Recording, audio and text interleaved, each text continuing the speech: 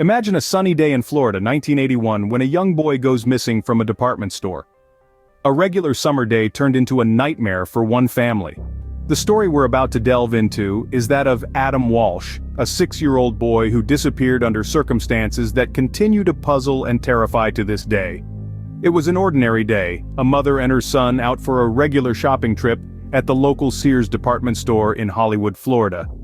Adam was particularly excited about the toy department, his eyes glistening with the innocent joy that only a young child can experience.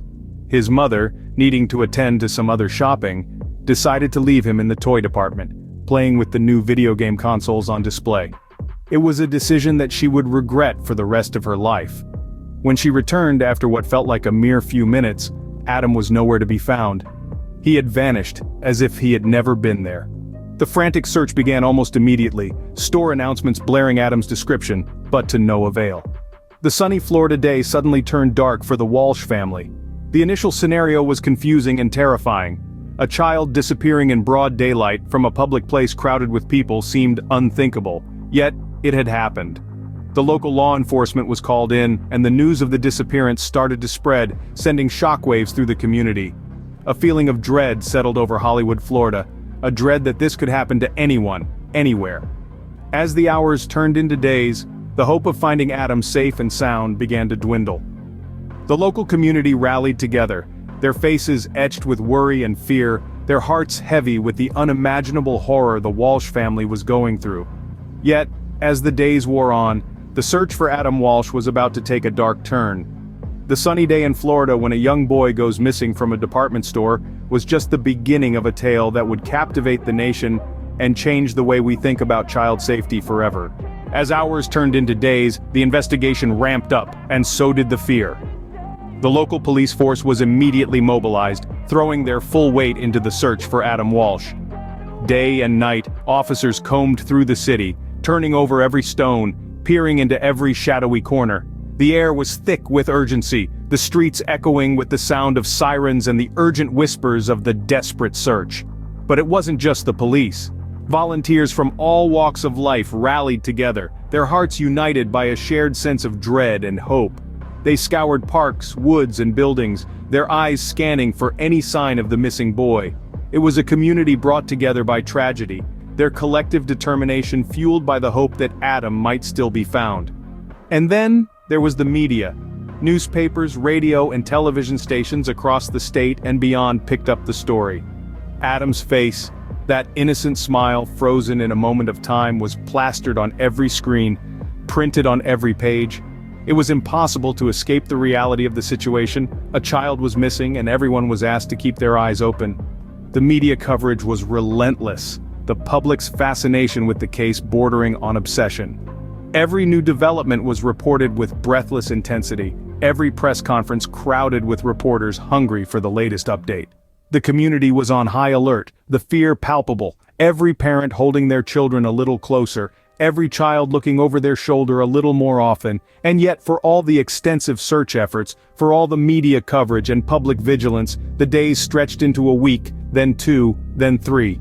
The initial surge of hope began to wane, replaced by a growing sense of despair.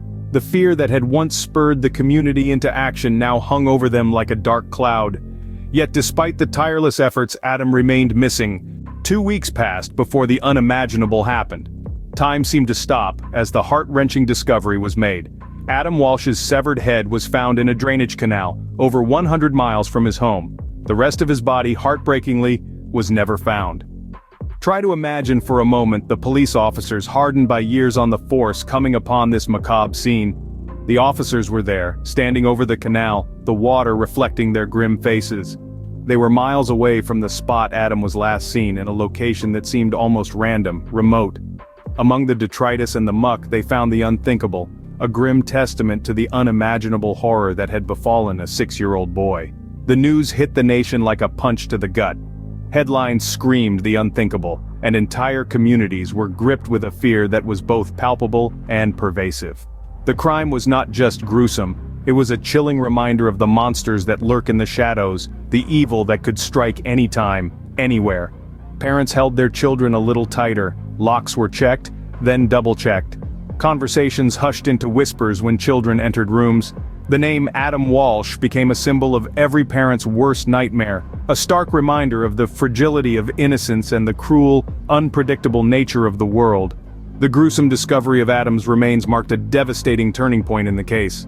The desperate search for a missing child had morphed into a murder investigation.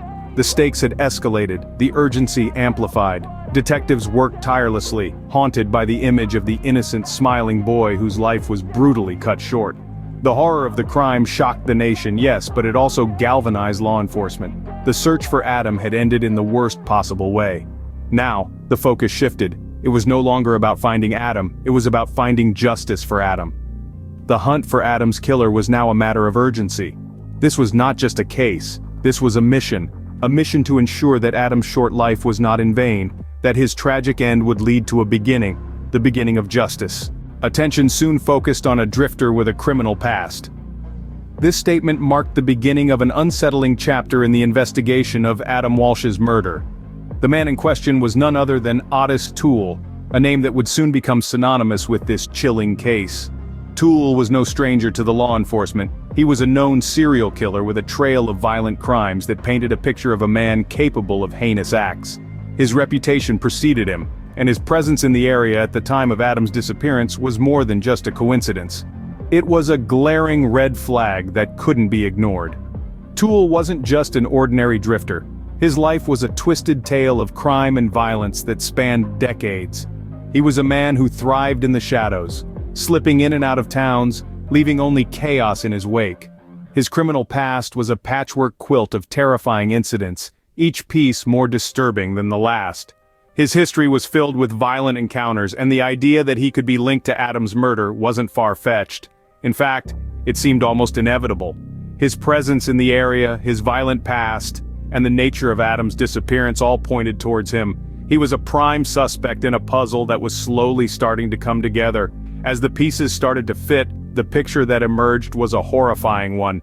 Otis Toole, a man known for his violent crimes, was now at the center of one of the most notorious murder cases of the century.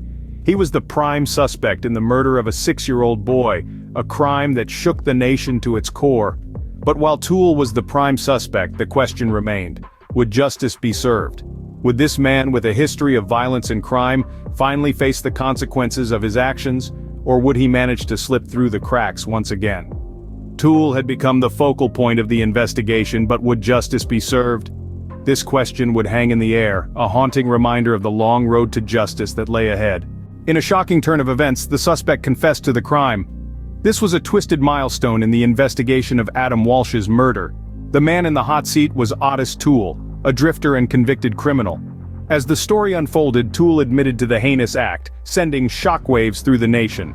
Toole's confession was as chilling as the crime itself. He detailed how he lured the young boy into his car at a shopping mall in Hollywood, Florida, drove him to a desolate location, and ended his life. The confession was vivid, disturbing, and if true, a significant breakthrough in the case. But then, the plot thickened. In a bewildering turn of events, Toole recanted his confession. He stated that his earlier admission was a fabrication, a tale spun out of a desire for notoriety. This sudden reversal left the investigators and the public in a state of confusion and disbelief.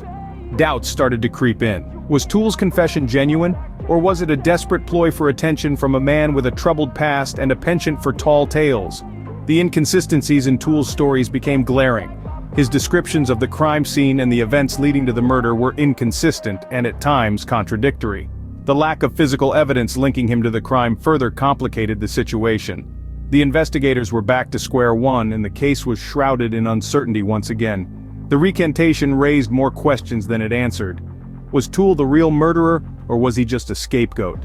Was his confession an act of remorse, or was it a calculated move to throw investigators off the trail? The truth seemed to slip further away with each passing day. With no solid evidence linking Toole to the crime, the case went cold. The confession and subsequent recantation added a layer of complexity to an already perplexing case. The quest for justice for Adam Walsh was far from over, and the search for the truth continued. Years later, the case was reopened with new determination. As the 1990s dawned, the law enforcement community found itself armed with fresh technology and innovative methodologies.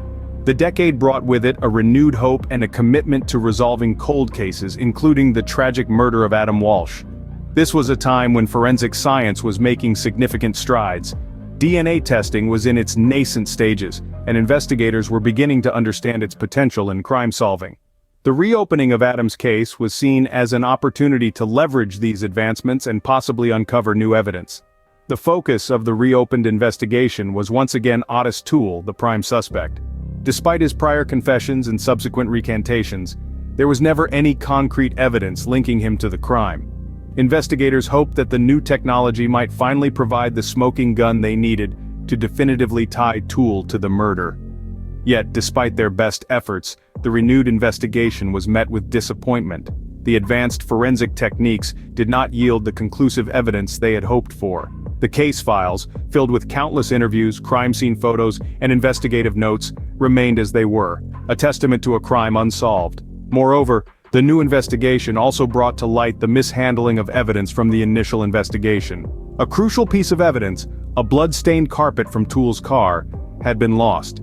This misstep further complicated matters and added to the growing frustration. The case of Adam Walsh, despite all the advancements and renewed efforts, remained a haunting mystery. The reopened case, supposed to bring closure, only deepened the enigma. The prime suspect was still just that, a suspect, and nothing more.